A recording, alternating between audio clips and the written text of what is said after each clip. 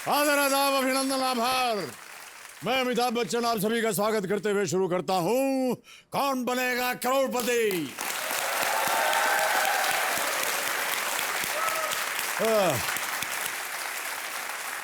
बहुत बहुत शुभकामनाएं आपको। Thank you sir.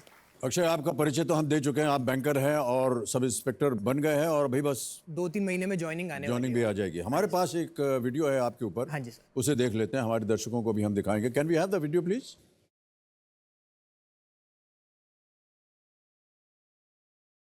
मेरा नाम अक्षय राजपूत है। मैं दिल्ली में पला बड़ा हूँ और फिलहाल मैं एक बैंक में जॉब कर रहा हूँ।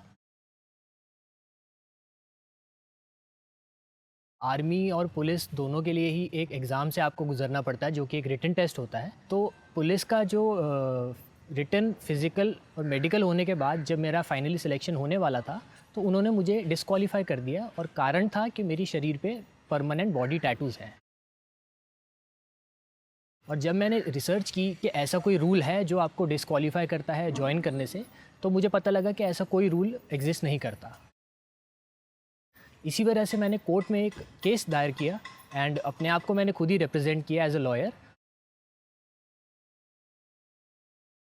कोर्ट का डिसीजन जो आया वो पॉजिटिव था, मेरे फेवर में था और अब मेरी 2 महीने में पुलिस में नियुक्ति होने वाली है। दोस्त ये तो मानते हैं ज़रूर कि मेरी जीके काफ़ी अच्छी है और कभी भी मैं उनके साथ या फैमिली के साथ टीवी शो जब केबीसी देखता हूँ, सारे आंसर साथ साथ मैं दे रहा होता हूँ, तो उनको हमेशा से ये लगता था कि तुझे भी जाना चाहिए। केबीसी जो आपकी जनरल नॉलेज को रिवॉर्ड करता है, वो अपने आप में एक बहुत बड़ी चीज़ है, क्योंकि ज्ञान को सबसे ऊपर रखा गया है केबीसी में।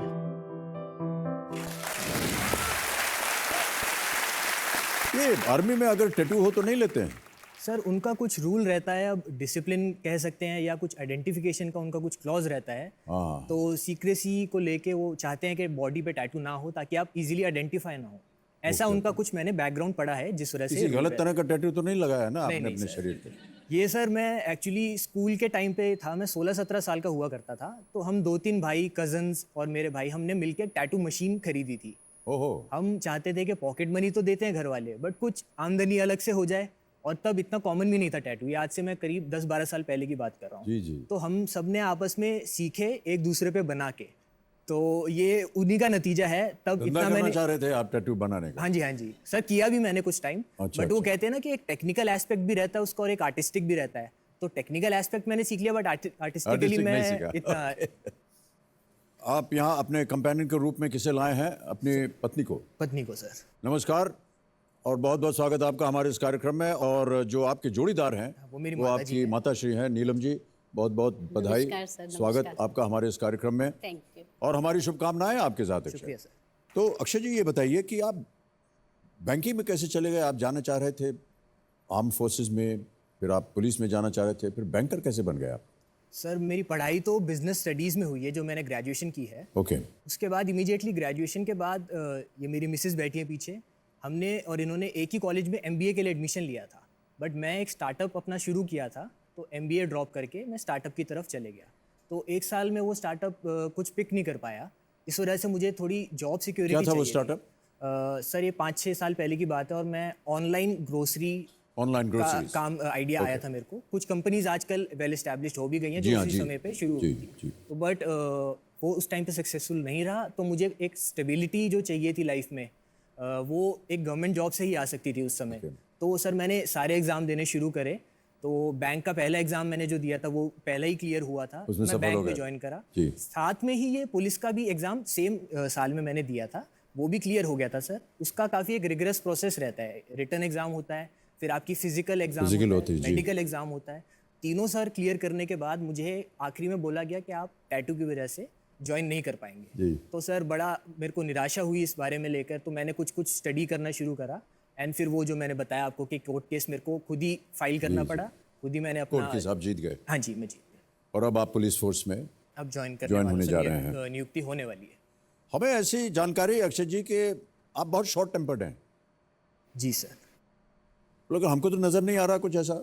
सर शॉर्ट टेम्पर्ड में हूँ, लेकिन बहुत जब कहीं मैं गलत देखता हूँ ना, तो तभी मेरे को गुस्सा आता है। अदरवाइज मैं बहुत पेशेंट एंड काम रहता हूँ और मैं कोशिश करता हूँ कि मैं किसी से उलझूं ना। पत्नी जी आपका क्या ख्याल है इनके शॉर्ट टेम्पर के बारे में? Sir he is very short tempered, impatient है बहुत ज्यादा। but I really can't help it. I smile and go. You smile and go. घर का रहस्य जो है खुल रहा है यहाँ पर असर। बहुत ध्यान से खेलिएगा। बिल्कुल सर। किस बात पे गुस्सा आता है आपको? कोई मूवी लगी हुई है तो मैं आगे चेंज कर देती हूँ, लाइक क्या है मेरे को देखनी है, चेंज क्यों कर दिया है, ऐसी impatient ये तो बड़ी आम सी बात होती है। हाँ, impatient हो बिल्कुल भी जाते सच नहीं है जो घर के अंदर ऐसा होता है आमतौर पर घर सब घर में ऐसा ही होता है।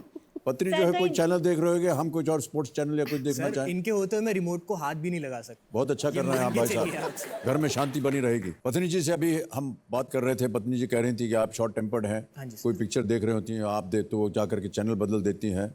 मिले कैसे आप एक दूसरे से? सर ये भी एक विचित्र कहानी है अपने आप में। अच्छा, कि हम एक भाई साहब आपको बता दूं, जितनी शादियां होती हैं सब विचित्र होती हैं। बिल्कुल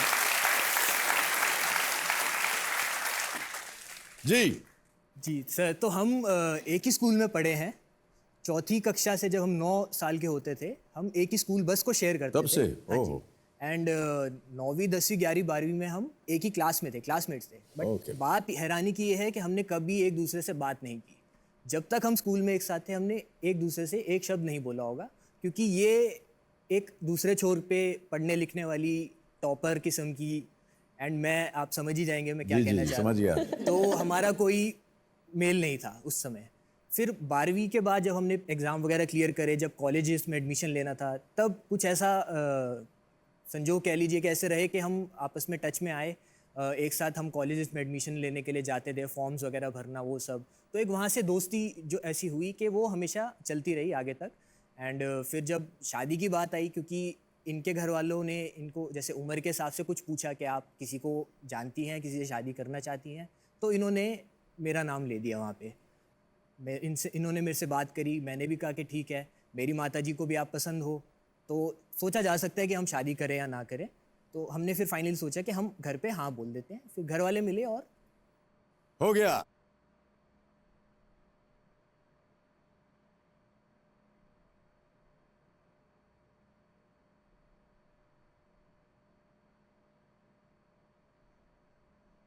बहुत बहुत बधाई आपको।